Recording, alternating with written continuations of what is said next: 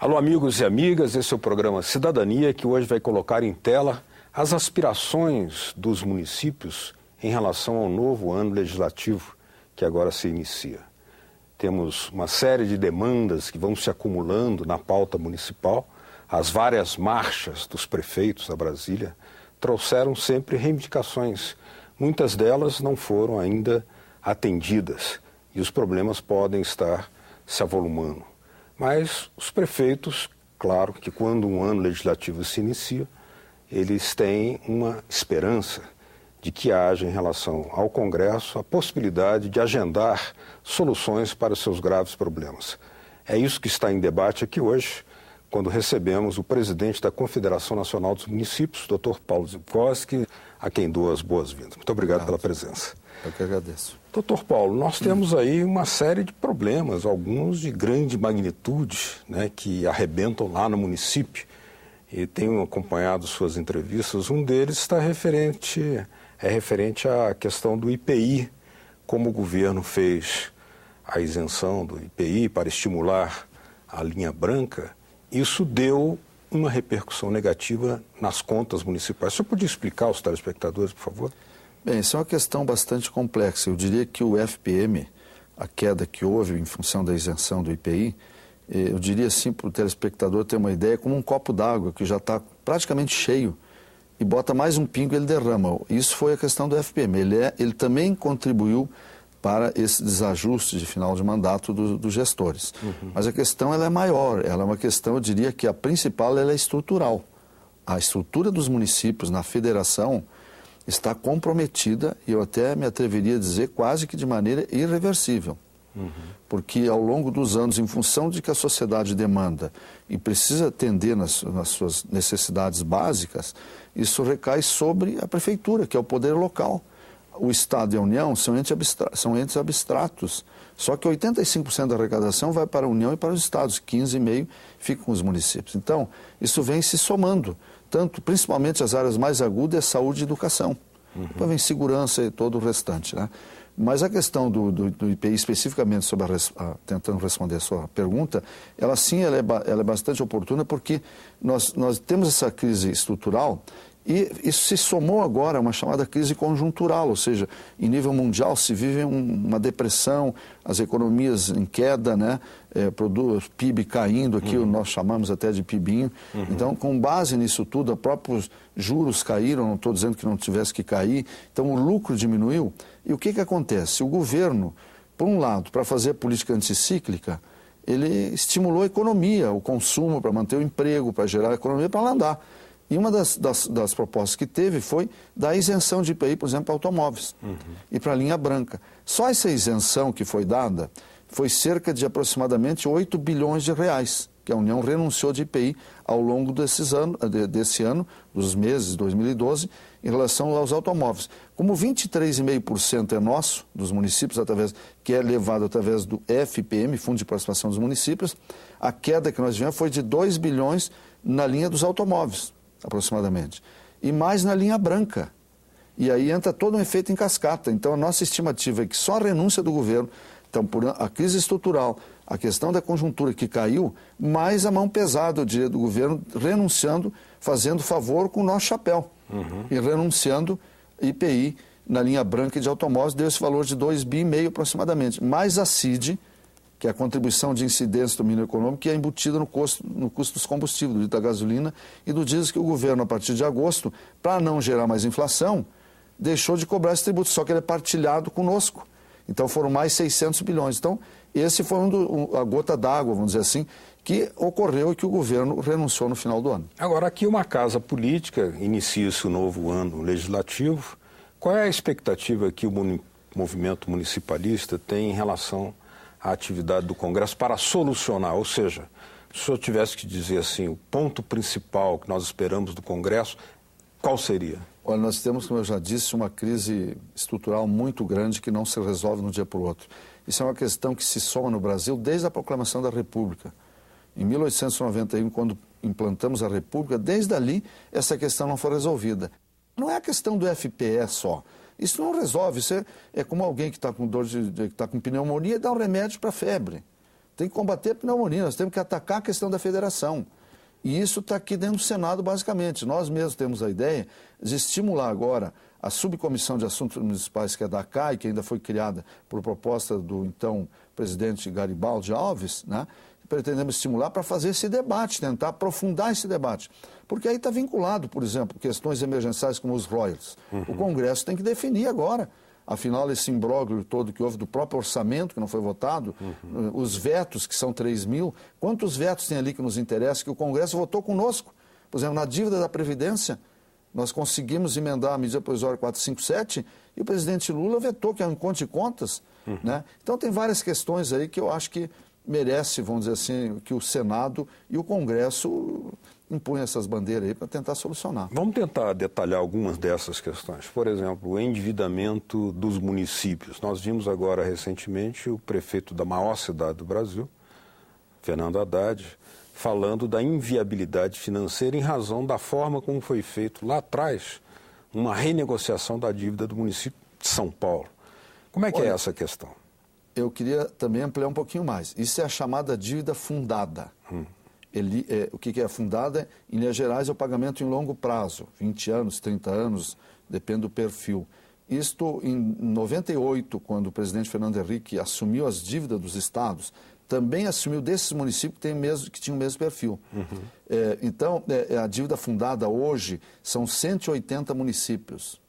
E não pode se falar num município. Eu sei que São Paulo é grande, mas tem outros grandes no meio também, pequenos. Todos têm que ter igualdade federativa e republicana. Não há como falar em solucionar o problema de São Paulo. Nós temos que solucionar o problema dos 180 municípios. Quais seriam outros grandes municípios? Isso vai a quase 80 bilhões de reais. 80 bilhões? 80 bilhões. Tem Campinas, por exemplo, ao lado.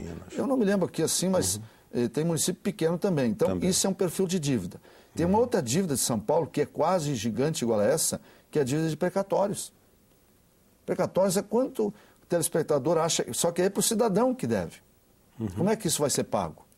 A quantos bilhões vai? Só a cidade de São Paulo, eu não tenho certeza aqui, mas passa de 20 bilhões. Né? Tem outro perfil de dívida, que é a dívida previdenciária, que é aquela do INSS, claro, que são 4.900 municípios que devem aproximadamente 30 bilhões. Só que aí nós temos 40 para receber e a União não paga. Cobra o que tem para receber e não paga o que deve. Esse é o crime que estão cometendo. E depois tem a outra dívida corrente, que é essa do fornecedor, do funcionário, do custeio, enfim. Então, são dívidas gigantes, né, que nós temos para solucionar. Não é uma só e nem de um município, é do conjunto. Qual é a expectativa do movimento municipalista, da Confederação Nacional dos Municípios, em relação à questão dos royalties, que ainda é um tema a ser tratado pelo Congresso? Olha, nós estamos desde o primeiro momento, aliás, desde 2006 a Confederação começou a ver o volume que eram os royalties, já os projetos começaram a andar, formulados por nós, na Câmara, até no Senado. Isso veio. Quando é que isso ocorreu mesmo? Quando o presidente Lula mandou o novo marco regulatório do pré-sal, né, com os 4 projetos grandes. Exato. Aí nós começamos com as emendas na Câmara, fomos derrotados, mas em plenário conseguimos ganhar sempre. Veio para o Senado, aqui também o senador Simão fez uma emenda, que na época tinha emenda do Ibsen, que mudou, mas aquilo não se fala mais.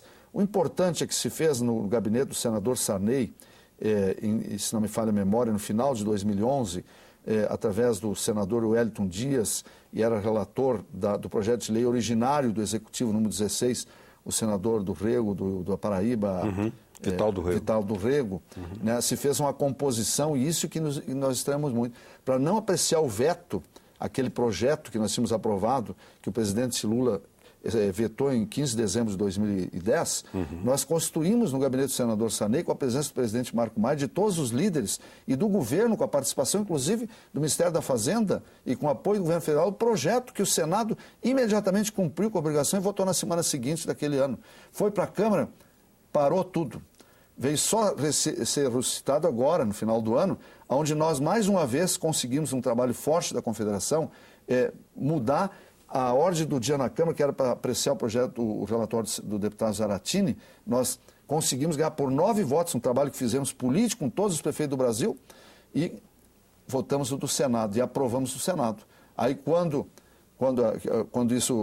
ocorreu, veio o veto, e aí, quando nós iríamos derrubar o veto, veio toda essa situação. Então, isso é um dos projetos que tem que ser solucionado imediatamente. Como é que o senhor imagina que pode haver aí Vocês tentaram um acordo político, desenharam um projeto. Nós não vamos abrir mão, pode até o Congresso, é soberano afinal, né?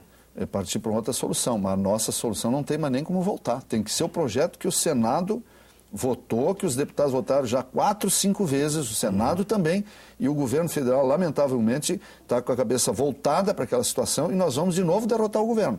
Nós vamos derrotar o governo, nós queremos, quando eu digo governo, é o Rio de Janeiro, o governo federal, quem vetou, né? Nós vamos tentar derrubar o veto e entrar em vigor. E isso, se Deus quiser, vão conseguir no início do ano agora, quando reabrir. É um trabalho forte junto ao Senado e à Câmara, aliás, que é o Congresso, né, que vai ter que se reunir para apreciar. Doutor Zukovski, a forma como foi aprovada o projeto do Fundeb causou aos municípios algum tipo de problemas, inclusive relacionado não apenas ao desenvolvimento da educação, mas também de um setor fundamental que é a questão da remuneração dos professores, né? Como é que é isso? Didaticamente eu peço que o senhor explique para nós. É complicado didaticamente, mas eu diria o seguinte, nós tínhamos primeiro o Fundef, Fundo de Desenvolvimento do Ensino Fundamental, de 96 a 2006. Quando ele terminou, se partiu para criar um outro fundo. Aí ele foi ampliado, chamado Fundeb, Fundo de Desenvolvimento do Ensino Básico, que pegou o ensino infantil, creche, até o 2º grau. São aproximadamente 45 milhões de estudantes em 15 faixas, em 15 etapas dessa educação básica. Perfeito. Se criou um fundo chamado Fundeb. Esse fundo ele funciona da seguinte forma, é 20% de 8 impostos de governadores e prefeitos de estados e municípios, que é o FPE, o FPM, o ICM do município, ICM do estado, enfim, IPI exportação, Lei Candir, ITR, são 8, 20%. Só que é um fundo contábil em cada estado, que é feito dentro do Banco do Brasil, e depois isso retorna para o município, para o estado, por essas etapas. Se é para creche, tem um peso, é atribuído o peso, de acordo com aquele valor, vai para o município, tem 10 alunos, 1.000 alunos, multiplica daquilo ali. O estado tem tanto, então ele é distribuído. Esse fundo, ele é feito desta forma. E isso é uma coisa gigante. A previsão desse fundo ano passado era de 104 bilhões. Bilhões entre estados e municípios. E a União entra com 10. E essa é a injustiça que o Congresso também ajudou a votar. Como é que a União, que tem 60% da arrecadação, entra só com 10% desse fundo? Será que educação é prioridade para o governo? Quer dizer, bom, mas 104 nosso e 10 da União. Como houve queda da arrecadação nesses fundos, no FPE, FPM e até no ICM em muitos estados, houve uma reestimativa de arrecadação. E se baixou agora, dia 30 de dezembro, para 92 bilhões de estados e municípios e 9 bilhões e 200 da União. Portanto, a União está ganhando 1 bilhão para colocar no Fundeb. Só que esses 9 bilhões da União vão para 9 estados só aqueles que não atingem a média nacional. Paralelo a isso, eu estou abreviando... Estados mais pobres. Estados mais pobres, principalmente do Nordeste e alguns do Norte. Então, paralelo a isso, se votou a lei do piso, que é uma necessidade, tem que ter o piso, mas um piso que seja um piso que possa se cumprir. Aí o que acontece? O presidente Lula mandou o projeto, corrigido sempre pelo INPC. Aí o Congresso encheu de outras situações, botou que a correção do piso será feita, e está sendo feita, pelo custo aluno das séries iniciais do ensino fundamental, da primeira à quarta série urbana. Então, o que acontece isso? É uma daquelas 15 etapas. Então, ano passado, o aumento foi de 22%. Este ano, se não houvesse a reestimativa, seria 21,8%. Como houve a reestimativa para baixo, o aumento do piso foi de 7,97%. Então, está se discutindo de outra forma. E nenhum município nem estado do Brasil está cumprindo a lei do piso, não é o valor nominal dele. É porque a lei do piso fala que o aposentado tem direito a receber o que da ativa está recebendo. O Supremo decidiu, né, tinha dado um liminar dizendo que piso era remuneração. O que é a remuneração? Era 950. Se o professor estivesse ganhando 1.000 por causa do plano de cargos dele, por ter qualificação superior, pós-graduação, triênio, avanço, aquilo que vem lá no plano de carreira, quer dizer, ele já estava ganhando acima, então isso é remuneração. Aí depois o Supremo 2011 decidiu que não, piso é o básico, onde decide toda a cadeia dos demais. O que está acontecendo? Nenhum município do Brasil e nenhum governador do Brasil cumpre a lei do piso e nenhum vai cumprir da forma que está. Então, a manutenção e desenvolvimento do ensino, é onde tu pode aplicar o mínimo constitucional, é escola, construção, manutenção, é merenda, transporte escolar, é livro, é biblioteca, é laboratório, é qualificação do professor. Os municípios do Brasil já estão gastando, mais de 1.000 deles gastam mais de 100% de todo o Fundeb que retorna só para pagar professor. E é greve e estamos desarticulando a educação. E nós estamos provando que não é só dinheiro que faz educação. O principal é gestão também. Então, isso é uma questão que está aí. Nós somos a 6ª potência do mundo. Nós estamos dando aula até na Europa. Só que somos o 88º na educação. E aí disseram aqui o Congresso que educação infantil é dos municípios. De 0 a 3 anos, Beto, tem no Brasil aproximadamente 11 milhões de crianças. Só tem 2 milhões, eu estou arredondando, dentro de creche. Precisa colocar 9 milhões. Esse Fundeb manda para cada município que tem uma creche de turno integral da prefeitura, de turno integral, de qualidade média, gasta R$ 750 por criança e o Fundeb manda 230. É R$ 500 por criança. Como é que um prefeito fecha as contas? Então, isso é um pandemônio que se estabeleceu na federação que eu não vejo onde é que vai estar a solução. E esse é o problema. Esse programa é subfinanciado. O FPM, que caiu, apenas acrescentou a gota final. E isso é uma bola de neve. Mas aqui, e agora vai uma pergunta mais de natureza até filosófica, sobre o sentido político histórico do movimento nacionalista, movimento municipalista, porque os senhores são considerados, a CNN, um dos movimentos mais importantes do mundo, um dos maiores do mundo, né, no seu gênero. No entanto, nós estamos vendo aqui uma dificuldade no diálogo com o Congresso, na relação com o Congresso. Já que é o município o palco onde ocorrem, né, as questões decisivas da economia, da sociedade, já que o senhor mesmo falava, o Estado é um ente aparentemente abstrato, né? Onde é que faltaria ou a força ou o argumento para que esse diálogo com o Congresso fosse mais efetivo? Eu acho que o diálogo falta naquilo que eu disse no início da conversa. Nós estamos há 120 anos da proclamação da República e nunca houve a definição de competências. Então, o que é competência do município, o que é do Estado e o que é da União? Quanto é que tu arrecada e quanto tu precisa para cumprir cada um desses? Se saúde é nossa, do município, por exemplo, cobertura vacinal é nossa, quanto tu precisa para vacinar toda a população infantil no Brasil? O senhor apontaria para uma reforma constitucional nesses aspectos? Nesse sentido, eu reconheço no Congresso legitimidade, foi eleito democraticamente, não estou aqui contestando isso. Mas, historicamente, vendo o Congresso, eu não vejo alternativa a não ser uma Assembleia Nacional Constituinte exclusiva para discutir a federação. Eu vejo o Congresso, por exemplo, agora discutindo reforma política. E aí, me desculpa, eu estou nesse espaço que é do Senado, muito nobre, mas a verdade é essa. A relação dos congressistas com os municípios, com os prefeitos, ela é partidária e os parlamentares têm verbas para distribuir. O que, para mim, contraria o princípio da impessoalidade. Como é que um parlamentar aplica uma verba no município e diz que ele arrumou aquela verba? Quer dizer, segundo lugar, é liberado a conta-gotas para votar o quê? De que forma votam? Por exemplo, votaram a emenda constitucional regulando recursos para a saúde. Os deputados, senadores votaram 15% para os municípios, 12% para os estados e não tem vinculação para a União. Então, que dinheiro tem novo na saúde? Em troca do quê? De uma emenda das chamadas emendas parlamentares, que era município até 50 mil habitantes, tu lembra? No final de 2011, o que ocorreu? 4.500 municípios fizeram os projetos, discutiram, município até 50 mil habitantes, vieram aqui, colocaram, disse que era impositivo. No mês de fevereiro, a presidenta, o ministro da Fazenda, eliminou todas. E votaram a DRU, a prorrogação da DRU, e votaram a não incidência de recursos da União para a saúde. Então, há um sistema implantado no país que permite que os parlamentares cheguem a ficar, e uns até se ficam, né, assim colocando como uma... Eu estou há 50 anos aqui com parlamentar.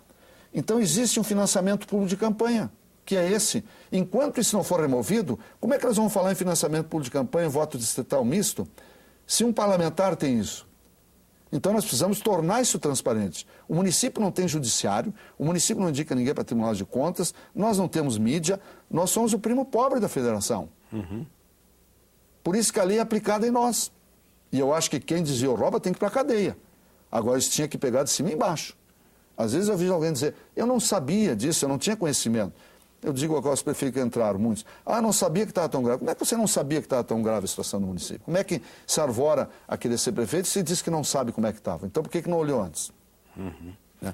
Então é muito completo, aliás, muito complexo. E a confederação, o que ela faz? É uma entidade associativa. Nós não temos força, a não ser juntar números, dados, até para contrapor um argumento, né?